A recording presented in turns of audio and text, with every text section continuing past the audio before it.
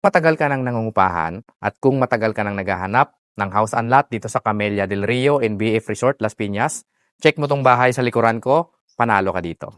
Welcome back mga kapitbahay, another bank foreclosed property, another day. Samahan nyo ako, pakita ko sa inyo ang bahay na to. Ito po ay single attached house and lot, 4 bedroom, 3 toilet and bath, and 1 car garage at malaki yung lote mo. So ito po ay located sa Camellia del Rio in BF Resort, Las Piñas. Ang property line natin ay magsisimula dyan hanggang dito po. Ang lot area natin dito, 144 square meter, floor area of 98 square meter. So ito yung magiging lanay mo. Yan.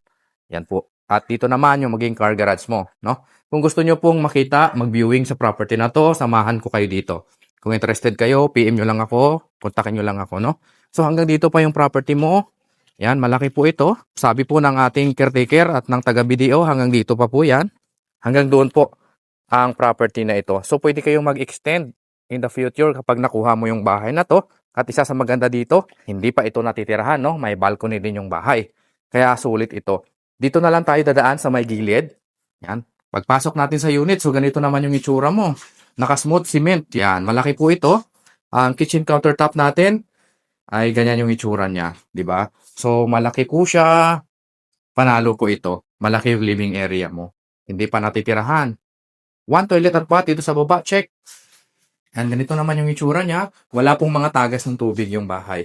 Bedroom number 1 or the maid's room. Ito naman yung itsura. So may molds lang dyan. Konting hilamos lang yan, pwede nang tirahan yung bahay. Akyatin naman natin yung second floor. Merong 3 bedroom and 2 toilet and bath. Unahin natin yung toilet and bath dito sa second floor. So ganito yung itsura niya. Medyo maalikabok lang kasi hindi po ito natitirahan, no? Bedroom number 1, ganito naman yung itsura. Ayan, kung dalawa anak nyo, perfect sa kanila nito. Napakakinis pa po ng mga ceiling natin, wala pong tagas ng tubig. Smooth cement din yung ating flooring dito sa second floor. At ayan po, hindi pa talaga ito natitirahan, kaya napakakinis po ng bahay. Ito naman yung pinaka-master's bedroom. Yan, maluwag ang masters. Ang kinis, ang ganda. Panalo kayo dito kapag kukuha nyo tong property na to.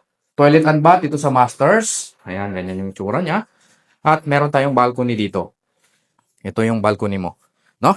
So, ang starting bid price natin dito, 5.5 million pesos. Wala na pong house and lot dito sa Las Piñas, lalong-lalo na sa BF na 5.5, kundi ito lang ang starting bid price. Dahil townhouse pa lang ngayon, 7 million na. Kung gusto nyo mag-tripping, kung gusto nyo sumali sa bidding, para matulungan ko po kayo sa property na to, kontakin nyo lang ako. Nasa screen ko lang ang number, okay?